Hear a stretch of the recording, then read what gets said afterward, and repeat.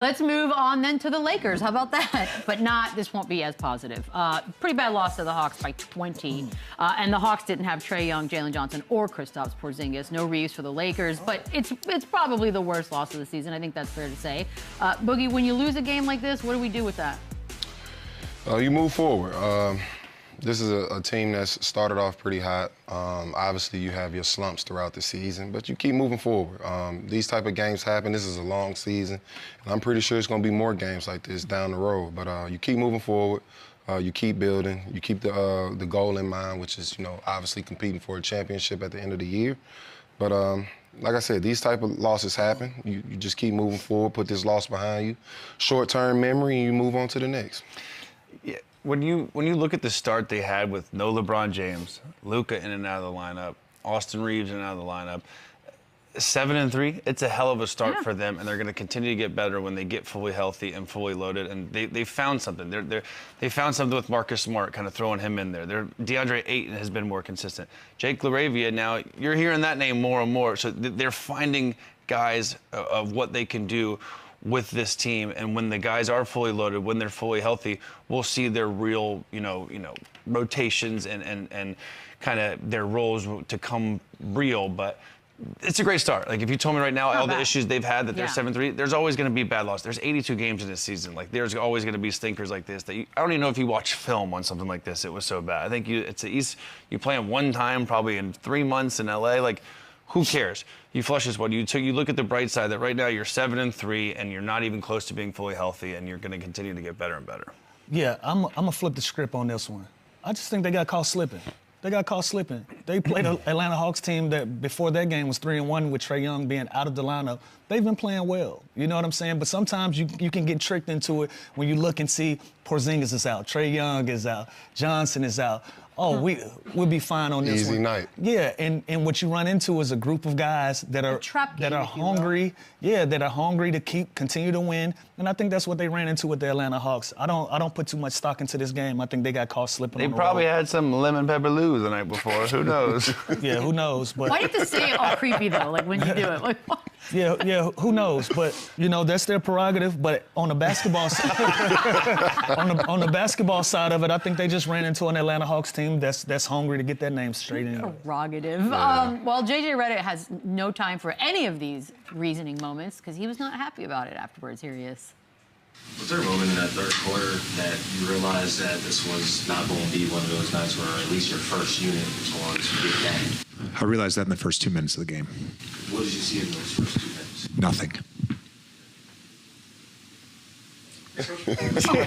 By the way, that whole post lasted like 2 minutes total. They had just come off of a 5-game winning streak, by the way, Lou, but he does not handle losses well. What do you think about that? I don't like it. You know what? I didn't love it.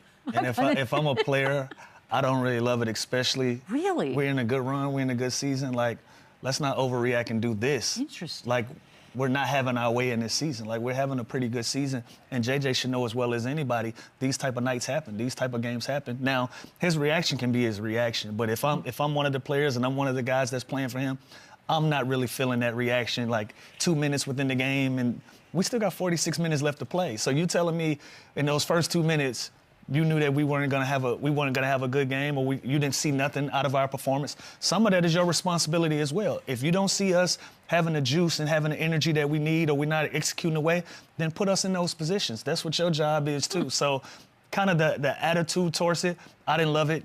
Sometimes it is on the players. Sometimes it is on the coaches. Sometimes it's a collection. I felt like in Atlanta it was a collection. So for him to kind of dish it off, I wouldn't have been feeling it as a player, but, both of these guys can tell you it's a lot of long nights in the NBA, and everybody ain't going to agree. You're not going to be happy with everybody's attitude every single night. So it'll be one of those things you have a conversation with JJ. I'm sure he had a conversation with them for sure, and then you get over it and you move on.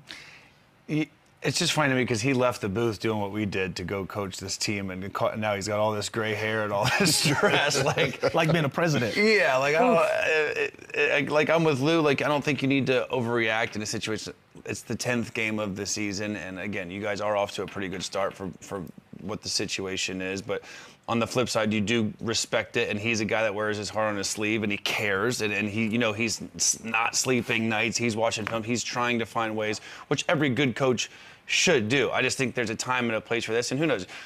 Maybe I've had coaches before that, after a bad loss, they come in the locker room and then they'll say something to you, and then they'll go to the media, and it's kind of a different tone, like but they just want to get the mess. Exactly. Yeah. So you never know what's really going on here. If he pulled in the guys after in the office the next day and said, "Listen, this is why I did that," there's could be a method to his madness, but it did seem a little overreactive, but I think they're going to be fine. That was like Duke, JJ. Like you gotta know the personality of your team, right? Like again, you off to a 7-3 start, and then your coach goes into the post game and acts like y'all are 0-10. It's kind of like, damn, coach, like we can't have a bad night. You can't have a bad night. We can't have a bad night. What's up with you, bro? It's gonna happen. Yeah, like what's up with you? And so, depending on the personalities of that team, this can linger. Like if Luka decided that he wanted to be offended by that, this could be a lingering problem that you don't necessarily have. And so, but he has every right, to react how he reacts as the head coach of that basketball team. But if you're off to the start that you're having, I felt like his message could have been a little better. And I'll say this about, T. Lue was one of my coaches, right? Never gave a post-game speech to the team. Never spoke after games because he said for him, emotions are always running high. Yeah. And he'd rather talk the morning after. After watching film. Yeah, after watching the film, everybody calms down.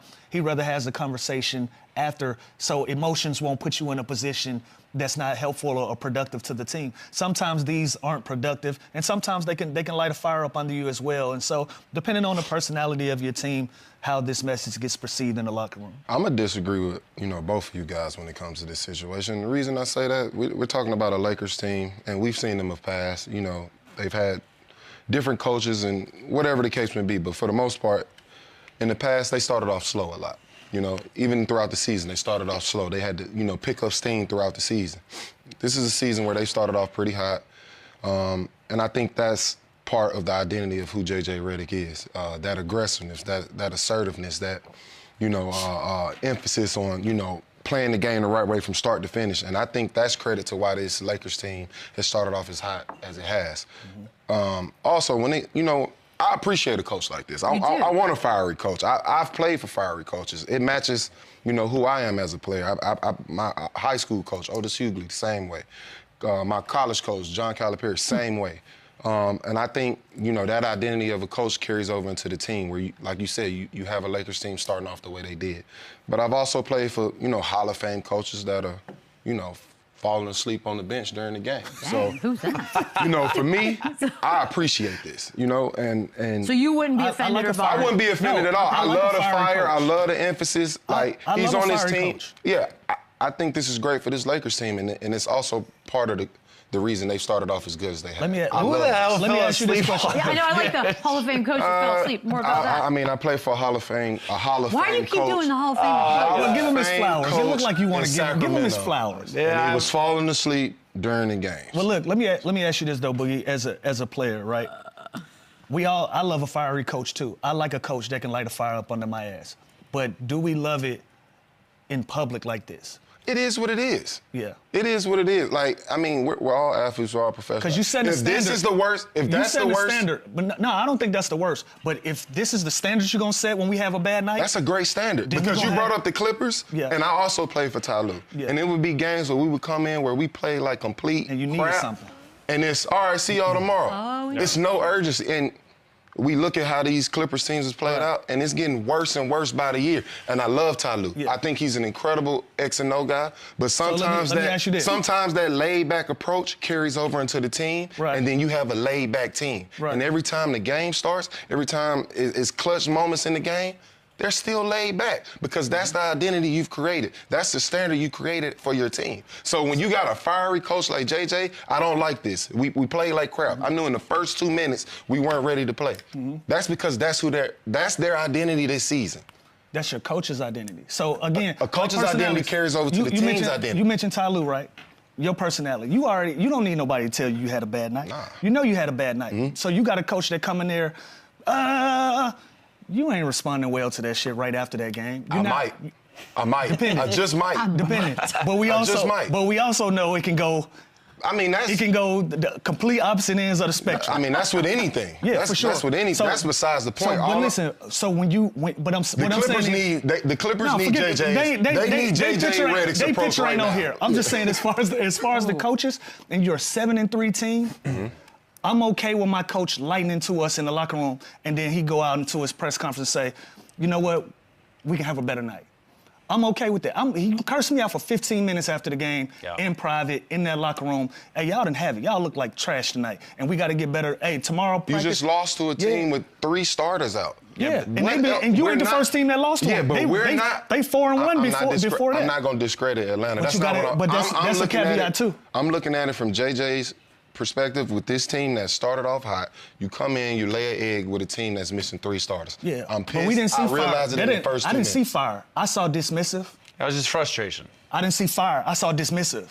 So if my coach is like, really, you don't see fire in that? I saw fire. I didn't see fire. Fire to me is help me understand if I'm a person of the media. Help me understand if I'm a Lakers fan. Help me understand if I'm a casual basketball fan. What didn't you see in the 2 minutes? You said casual. They're not going to understand. But that's you right about that. You make a great point. They're casual. They're not going to understand. Okay. Well, if I'm in the locker room and I'm one of your players and I'm looking at this, what didn't you see in the 2 minutes? What didn't you see? Instead of just saying, I didn't see nothing, and then you storm off. That's not productive either. So fire and being dismissive are 2 different things. That's what I'm. My point is too. I agree with what you're saying. I don't think Luka is seeing this and being like, "Damn, that was a shot or that was personal." I think this is more directed at the Aytons, the Laravias, the more can't make a youthful. separation. It's to the team. I think that is a sense of urgency. We have expectations this season, and I'm not going to let it go on anymore. This first 2 minutes was unacceptable. And by the way, they were missing 2 or 3 starters too. If you think about it, with Austin Reeves, LeBron, Gabe Vincent, they're missing guys too. So you just can't have this let up against a team that you know you should be, everyone else thinks you should be, and you came out here and you played like shit. I'm gonna let you know about it. I think as long as there's that balance and that dynamic. Not necessarily Ty Lue letting it go to the next day. I think there's a time and place for that. Like JB Bickerstaff used to do that too. When we'd get our ass kicked, and he would bring it in. He'd say something, but he'd say, "I want to dissect the film before I get into this because you know what I mean." Because emotionally, you can take it somewhere that it don't even need to go. But then some nights he would also let us have it and just be like, "Look, this was unacceptable," especially when it came down to effort. And this, I feel like that was because effort. This wasn't X's and O's. You know what this also was? As a coach, when it comes to effort, that's the most frustrating thing to do. Even as a can't player, coach- you can't coach effort. So those are the types of results you're going to get when the glaring problem in the game was we just didn't give a lot of effort. It wasn't we didn't make shots. It wasn't, we didn't make a good move or we didn't defend. We just didn't have effort. Those are the types of responses you get when it comes to effort. That was an effort game. You know what else this game was? It's a reputation game, too. It was in Atlanta. If this game was in Oklahoma or somewhere else, we're not even having this conversation. That's true. But this is an Atlanta game or a Miami game or a New York game. Players know these are the games that you can't cough up. Yeah. Because coaches are already coming in at shoot around. Coaches saying, "Oh, where y'all was at last night? What y'all was doing?" So that probably has something to do with how dismissive he was in this post game as well. This is a reputation game. They definitely played like they had a good night in Atlanta. This is a reputation game. And if they did, you can't blame them. Yeah, can't blame them. We only go to Atlanta You go once. once, I'm going to get it off. I need a quick grade on the Lakers right now so far. Chandler, you first. B+.